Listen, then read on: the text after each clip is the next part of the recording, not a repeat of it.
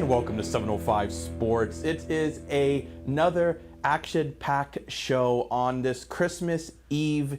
Dan, you're back with me again, and you're here. I keep coming back. I don't know why I keep coming back. No, you say, and we're not dressed for Christmas Eve, and if you know anything about TV industry, there's pre-taping and all that wonderful stuff. We're dressed for success. But happy holidays and Merry almost Christmas and all that wonderful jazz, my friend. But what better to do for a Christmas preview than a CFL recap? You know, I don't think we can do anything more Canadian than do a CFL recap right around Christmas. We could recap all 6 NHL teams, but that's just...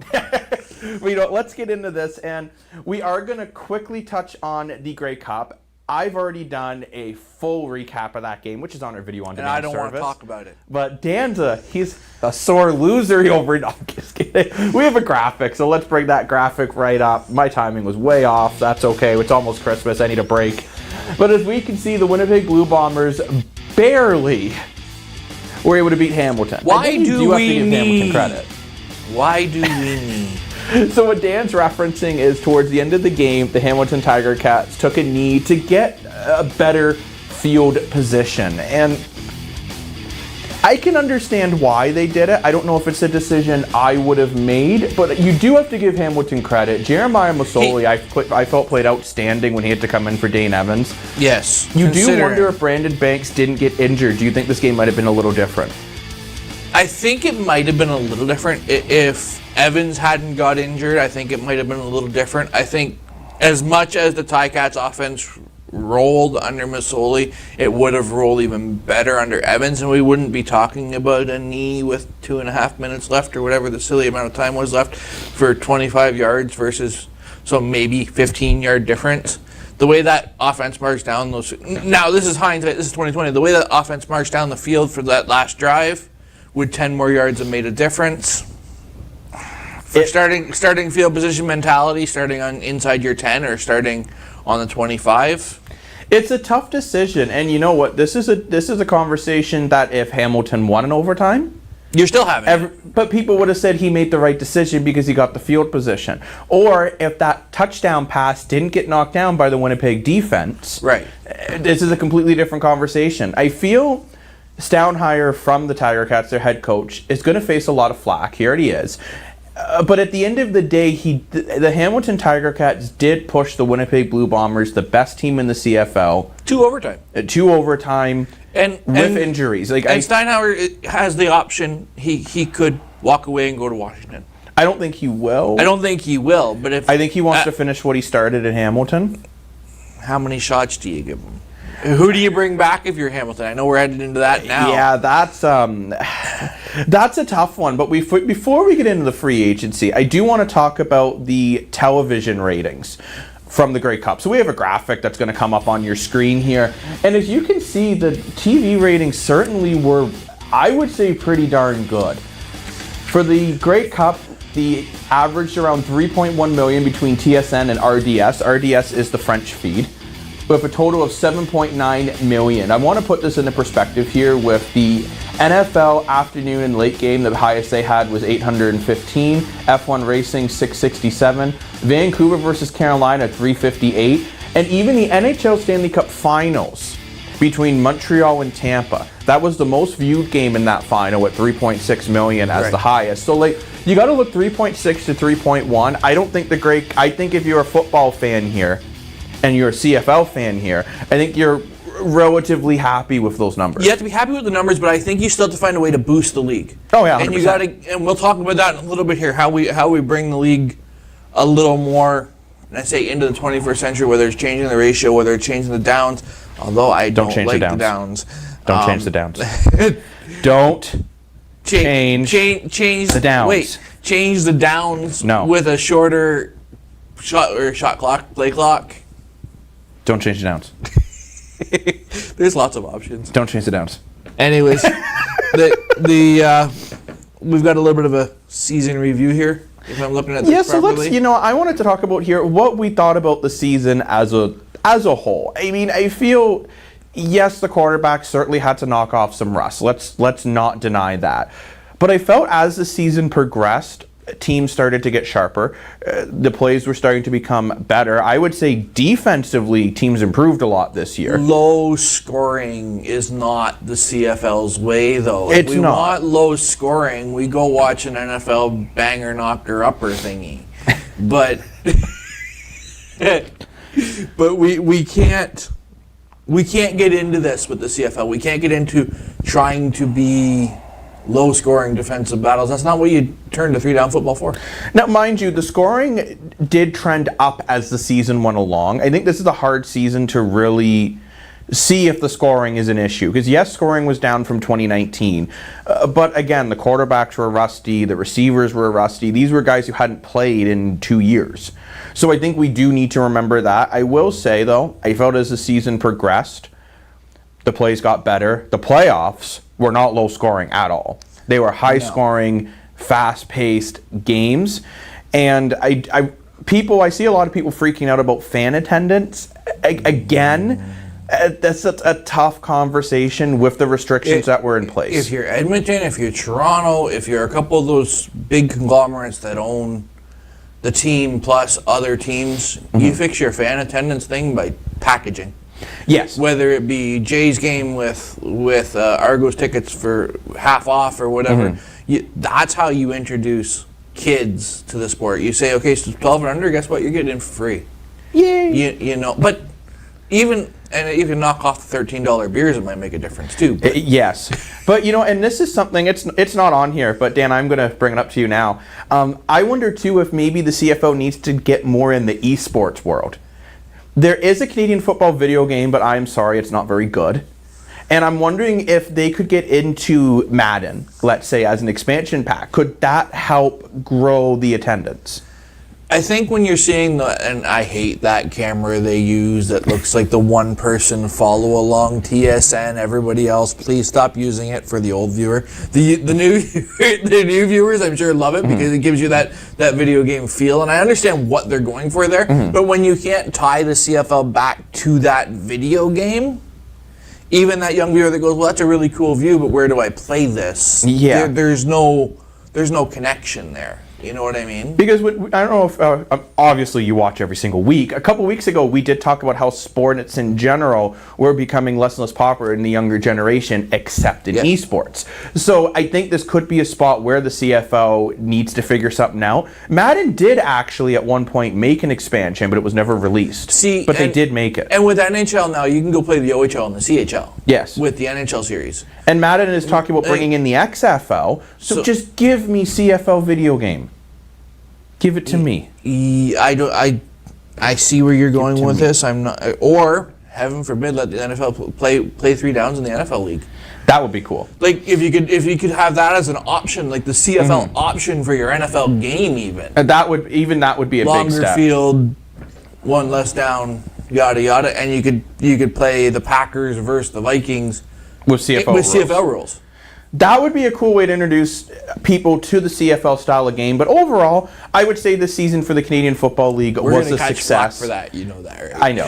But overall, I'd say the year was a success. But now, let's take a look into the crystal ball and look at the future. So we have a couple graphics that's going to come up here of our free agency. So as you can see right away, there are a lot of big names on the free agency, which this has been a heated conversation in the CFL in general. And we're not even talking linemen. There's not a lineman on the damn thing. No, and I was just looking at like the top, basically, offensive players who were on. I'm aware. And you're looking, there's a lot of good quarterbacks like McLeod Buffalo-Thompson, Zach Clarels, Dane Evans, Jake Mayer. And then you have a fantastic running back in Carey, Brandon Banks. I think he's either going back to Hamilton or retiring. And then we have like Chris Edwards from Toronto, Mumba from Toronto, again, a couple of defensive players. RJ Harris from Ottawa, Dominique Davis, James Wilder Jr., William Powell, Shaq Evans. Like there are a lot of Mayer comes players. To Toronto. You think so? Bethel Thompson goes west. If you're Hamilton, you want to, but you can't. You can't keep both. You got to pick one. I think you have to take Evans. As much as Mazzoli played well, for a track record point of view, Evans seems to have the better in a long run track record. Mazzoli is very hot and cold, as we played ahead of the hot and he's cold. Yes. I just don't see how you can go there. Banks, yeah, he's either, the rumor of Hamilton's either he's retiring or he's staying for one more shot. I think he's going to come back for one more year. But does he have a play in which quarterback you bring back? Because he likes Evans. That's a very interesting point. I think we're going to have a very interesting free agency because there are a lot of teams that even though they maybe had some success, they didn't do what they wanted. And could Lucky Whitehead come to Hamilton? That's another, or Toronto. Or does he go back to Winnipeg? Can you imagine adding him to that deadly receiving core?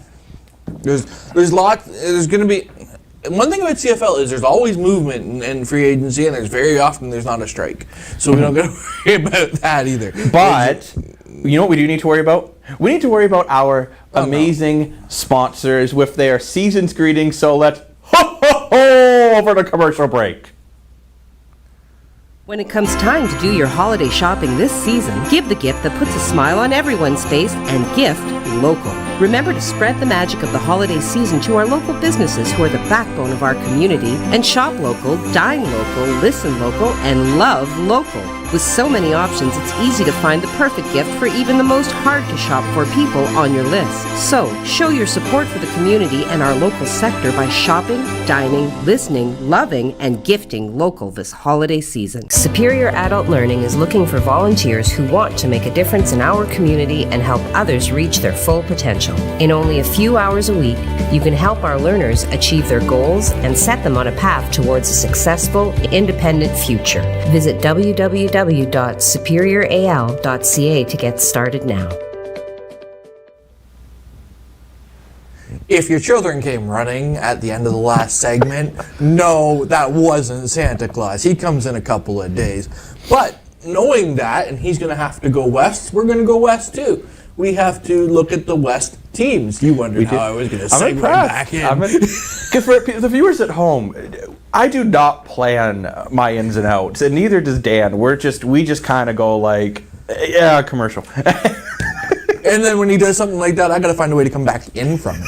So we're coming back in. We got to start, like you said, we're going down the standings here. We have to start with Winnipeg. Look at what they did this year. I know there's going to be a graphic that did not. Hey, I actually did when I went back this way. It worked. Oh God, it's morning.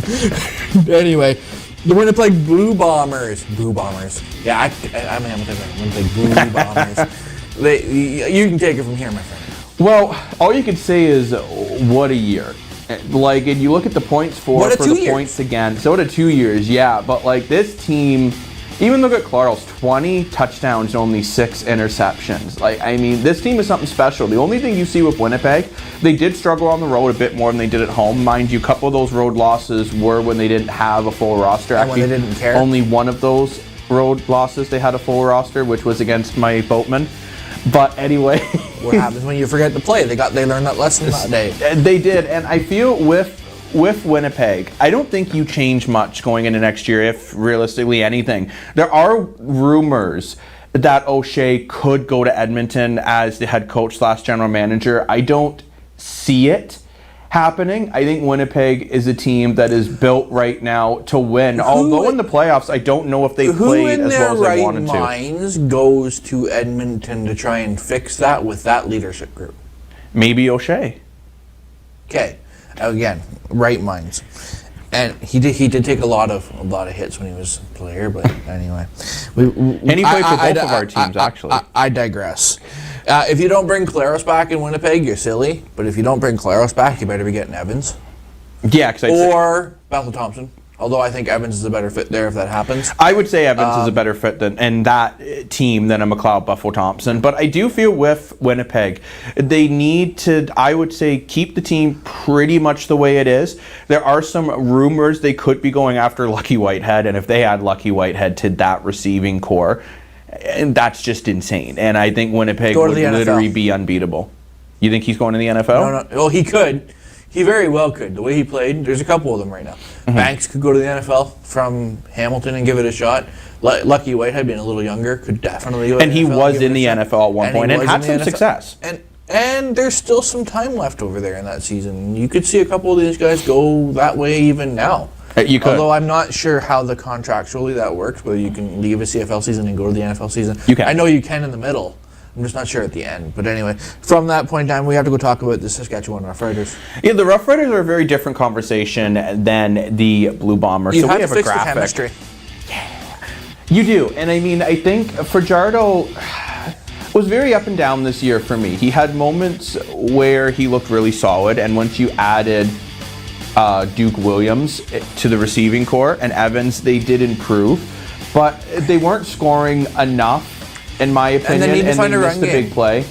I don't think they just didn't use the run game enough. William Powell is not a bad running back at all. They just okay, didn't I use say him. I need to find, and when I say we need to find a run game, I mean we need to use the run game. It's like playing Where's Waldo, but it's like for the running back. Where's the run game? Like, Fajardo, after his comments, there was definitely some Tension. issues and tension in the locker room and on the field. You'd see receivers catch a touchdown, and Fajardo was no longer invited. Now, you do have to wonder, and I want to ask you this, Dan, do you feel it was fair what he said? Do you feel Saskatchewan's receivers try as hard as, let's say, the defense does? See, I think Fajardo had just seen two really horrible effort games And he was from a whole frustrated. team. And he was frustrated. And he was frustrated. And who's he taking out on? Probably the least person that they should, like, take it out on your D-line. Take it out on somebody if you're going to take it out. Usually targeting the people that you're targeting during the game is not going to be very, very well liked. And under teams that target and don't target people in the game, Calgary needs to find a way to make connections. Yeah, I do think they need to figure out a way to make these passes happen, make it work. I think for Saskatchewan, let's not make a bunch of changes to the roster. I think you stick with your core. You've gone to the conference finals twice, losing to Saskatchewan, losing to Winnipeg in very close games. Hey, wait a second. That sounds like Toronto. They've gone to the first round and they've lost to Boston, lost to Boston, lost to Boston. Wait, we got to find a way to beat Winnipeg. Essentially, yeah, and that's what I think both Hamilton and Saskatchewan are feeling right now. But a team that I was, to be blunt, disappointed if, and this is the first team on this list that I'm frustrated with right now, would be the Calgary Stampeders. And we have a graphic that's going to come up on your screen. And, like, first of all, Bo Leavon Mitchell had the worst season of his entire career. He really struggled in the first half of the year. When your touchdowns are outnumbered by your interceptions, you need to find a job. And unfortunately, his playoffs were like the first half of the year and not the second. Calgary is a very confusing team for me. They're going to lose Mayer because they want to keep Mitchell, which if it was me, I'd actually would move Mitchell to keep Mayer because Mayer is younger and I think he is the future for what this team could be.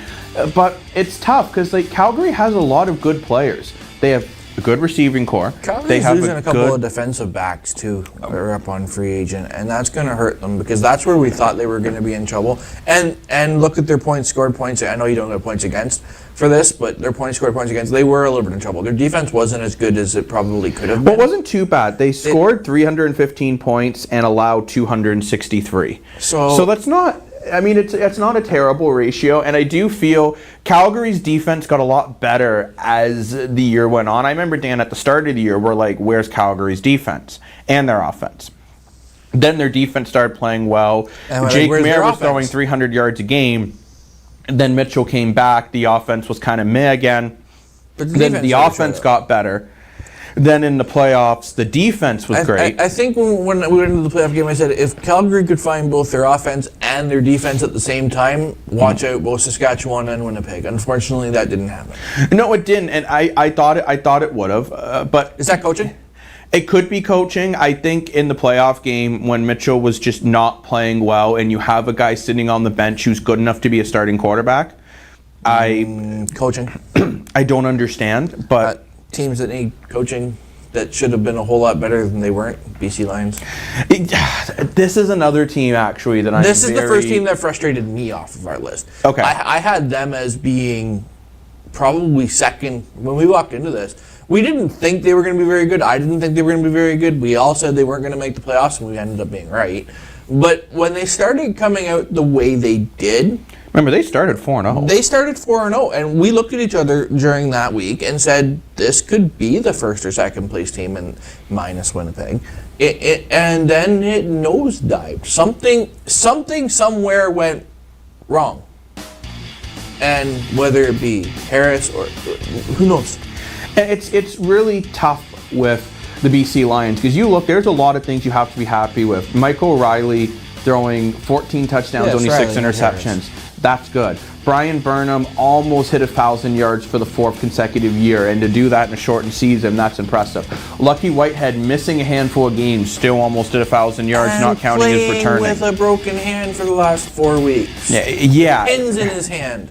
That's grit and determination, absolutely wonderful and everything else. It's grit and determination to play and make your team better. But if you're only at 75%, does that tell you that this team goes with how well Whitehead plays? You know, I found that because don't get me wrong, Burnham's a fantastic receiver, but I noticed when Whitehead got injured, the BC Lions lost the big play.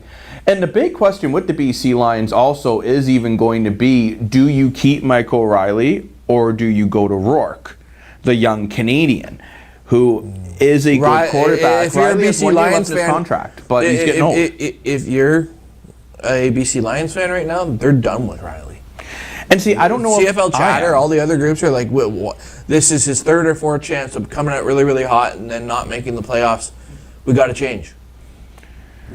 It's a tough call to make. I'll tell you one thing: if Riley's available, there are a lot of CFL teams that are very interested in him, even though he didn't finish the year that well. Mazzoli works out there.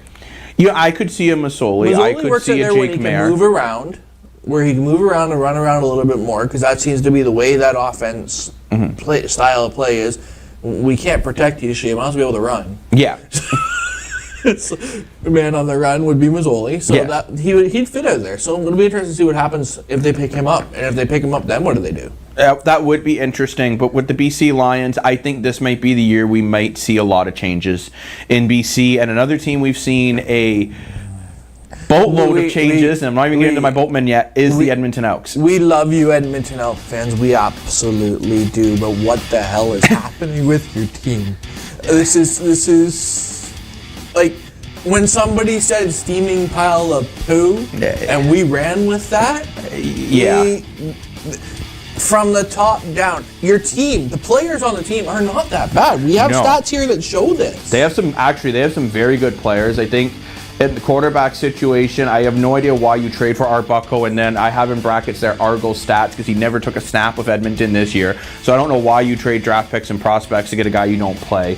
I think the general management and the coaching was the problem at Edmonton, because you look at the team, you look at the players in like a James Wilder Jr. and when they played 100% and had their heart in the game, they're a good team. They weren't bad. I think they're a playoff team. I think they'd be around where Calgary finished this year, is where I thought Edmonton would be.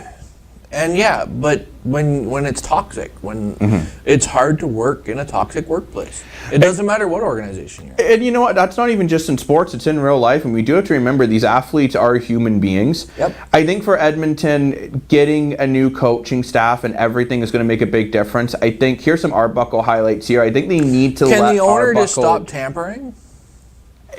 That'd be nice. But I think they need to let Arbuckle actually play and really figure out... I think they have a starting quarterback there between Arbuckle and Cornelius. I think they just need to find out who it is. Even if you rotate them, look what Mazzoli and Evans did in Hamilton. Play that way for a while. You could do that to start. And figure out which one wants it more. But the people that want it more is our advertisers. And they want to say happy holiday seasons, greetings, all that wonderful stuff. So we're going to let them do that. We'll see you after break.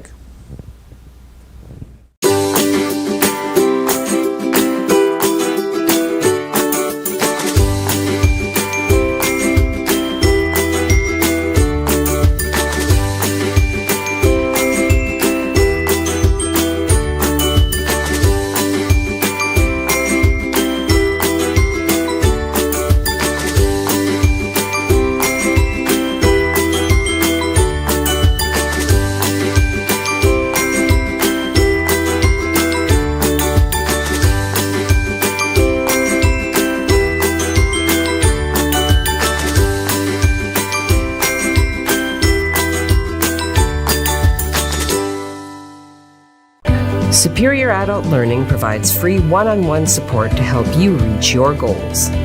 Improve your reading, writing, and math skills, become more independent, and increase your employability. Visit www.superioral.ca to get started now. And welcome back. You see, one thing I love about my co-host Dan? He might look at the wrong camera, but he makes it very easy for me to bring the show back as he's not trying to be Santa Claus. And I don't really have the beard to be Santa. Or the gray hair. Or the gray. I do have some gray hairs, but let's pretend I don't. And let's see if Hamilton fans have some gray hairs or they pulled their hair out after losing again in the Grey Cup finals for the second Sunday straight year. didn't give us some gray hairs, I think we're going to be in trouble. We don't care that much. Because we didn't get gray hair. There we go. What is so tough with with Hamilton? They have a lot of things that are right. You look at their points for or points against. Who's their Evenos guy? Oh, Evans. Okay. They have two starting quarterbacks. Yep. They have multiple good receivers. Don Jackson as their running back was really solid. They push Winnipeg to overtime. Their defense is defense. I think that was the best defense Hamilton's had in a very long time. I think, and I'm going to catch flack from the Winnipeg fans, but given the way Winnipeg played over the playoffs, or given the way Hamilton played over the playoffs, you might see Hamilton is actually the better team out of the two. Given overall play, yes, we don't have the Grey Cup, and all that wonderful jazz, but seriously, when they're 1A and 1B, whatever way you want to put it. I would agree with that. I think they are very comparable rosters. Hamilton is very different than Winnipeg. They will use the trick play. They'll go for the big play in a situation where you don't expect it. Hamilton is a gutsy, ballsy team, which I like that about them. That comes from their coach. They have a great coaching staff. So, knowing this, what do the Boatmen and other teams have to do to get there? Because I know Toronto's next on our list of people we have to talk about. I think with Hamilton, before we get to Toronto, I do want to quickly touch base. If you're a Tiger Cats fan, I'm sorry, number one. Number two, Dan's giving me the steaky eye over there. Don't panic. I understand you've lost 2 Grey Cup finals, and that sucks. And I'm not denying that. And I actually do legitimately feel bad for Hamilton as they have an amazing fan base, all jokes aside. But you have to be a good team to make it to the Grey Cup twice in a row. That is not a fluke. I think Hamilton, calm down, keep the team relatively the same, except pick one quarterback. Get rid of all this controversy, get it out of their heads, and whether you decide to go with Masoli or Evans, pick one. And then have a short yardage QB, because that's how the CFL works. And that's weird. And that was something that came kind of forefront this year too. Was that short yardage QB that doesn't mind getting his head bashed, and he's almost a running back with the ability to throw. So that's a weird turn that didn't exist 10 years ago in the league. But it does now. And I think for Hamilton, they didn't have that necessary short yardage QB because they had 2 starters. Yeah. So I think they need to. You say keep Evans. Yep. I would actually personally keep Masoli if it was me. I find Masoli, when it comes to the playoffs, I think he's been a bit better than Evans, where Evans has looked shaky, but Evans does have the strongest arm in the CFL. So I don't think you can go wrong with either quarterback, to be completely honest with you. But I think if you're Hamilton... You'd like either one of them in Toronto. I wouldn't mind either one in Toronto. So let's move on to the Boatmen. So the Argos, this is one of the most confusing teams for me to talk about, not just because I'm an Argo fan. Because in the season, they had a pretty good year. I mean, their defense was up and down, but they were able to make big plays when it mattered. It's tough when you go 9-5 in the season and then you lose your playoff game and you don't get a touchdown. So you win your conference. Now, mind you, there was a lot of controversy before and after that Toronto game, and those stuff before could have affected it. But I look at it, you're a professional athlete, you need to perform when it comes down to it. I look at the for and against, 309 and 318. That was an issue. That tells you that you either won by a blowout or you lost by a blowout. Well, Toronto's defense really struggled to start the year. And then they really started to get better as the year went on, but they lost a couple really big games at the beginning of the year to Hamilton and Winnipeg. And then their defense kind of figured things out. But with Toronto, I think there's a huge question around the quarterback. Do you stick with McLeod Bethel-Thompson, or do you move on? And I think that all depends on which quarterbacks stay where for Toronto.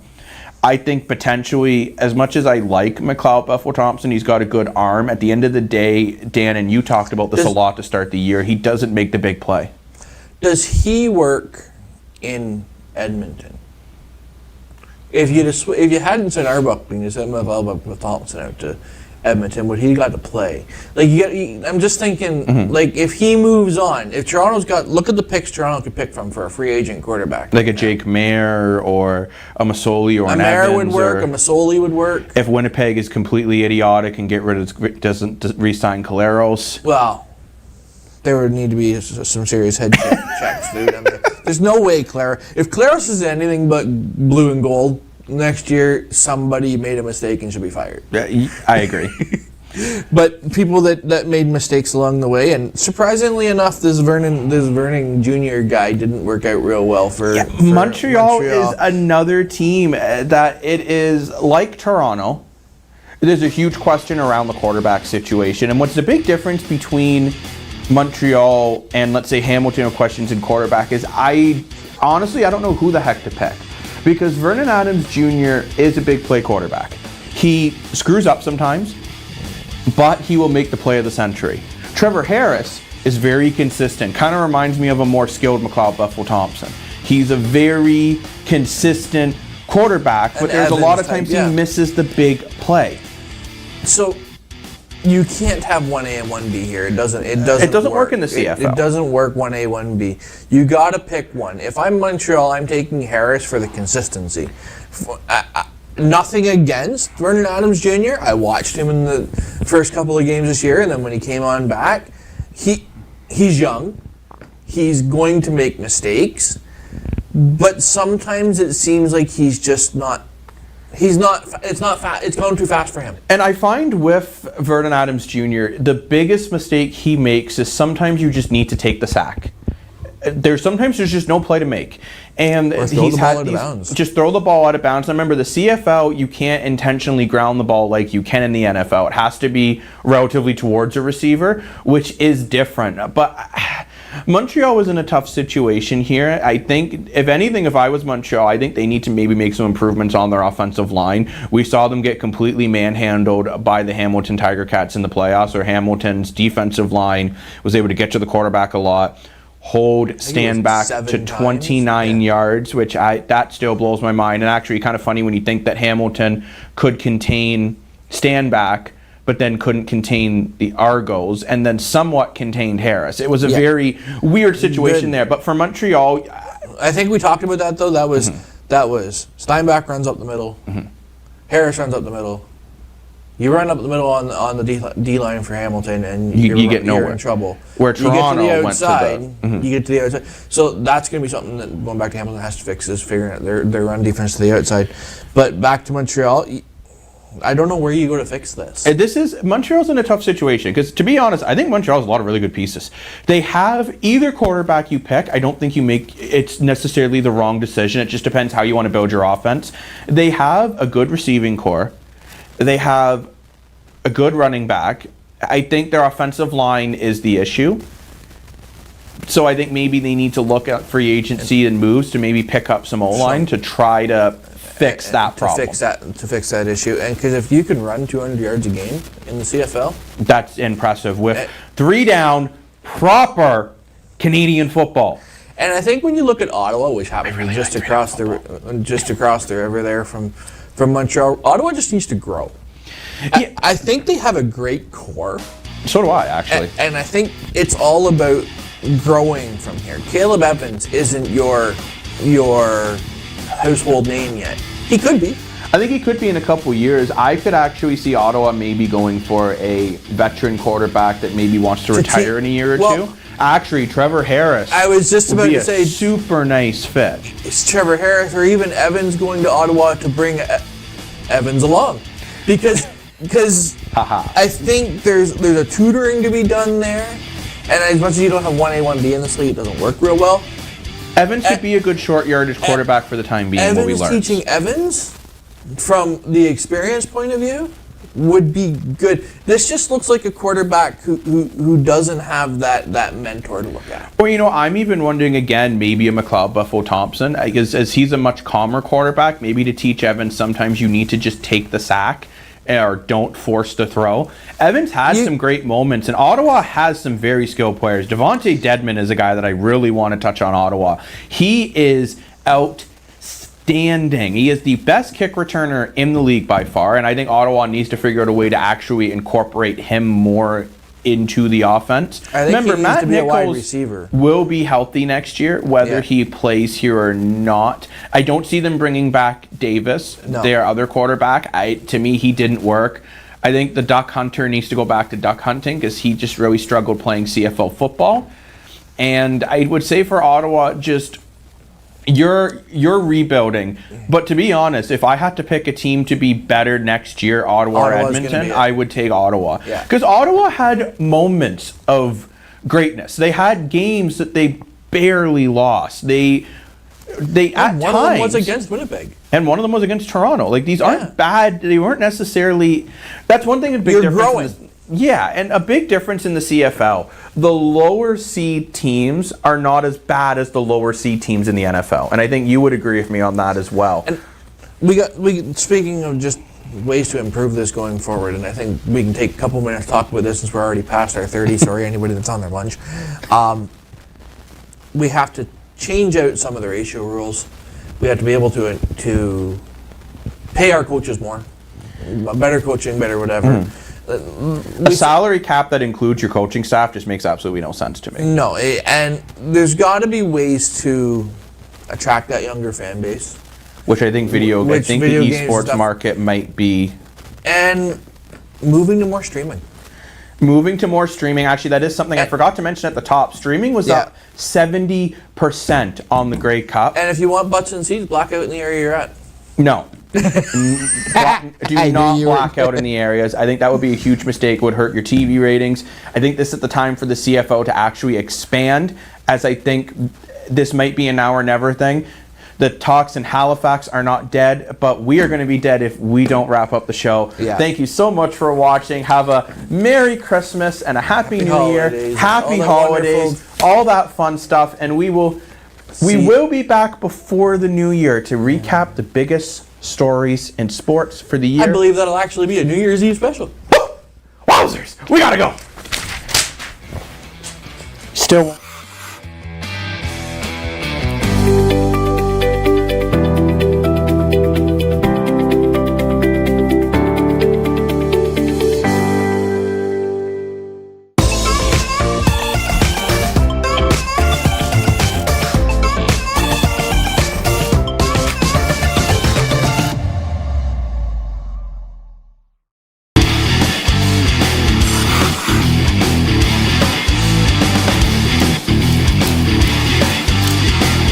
We all know that 705 Sports loves to take questions from the community, and we're looking to go one step further. Send in your video question, and it'll be used on the show. Dan and I will break down your question and answer it the best to our ability so you can really feel you're a part of the 705 Sports community. 705 Sports airs every Friday at noon on TV and Sioux Online's Facebook page, plus our video-on-demand service at SiouxOnline.com.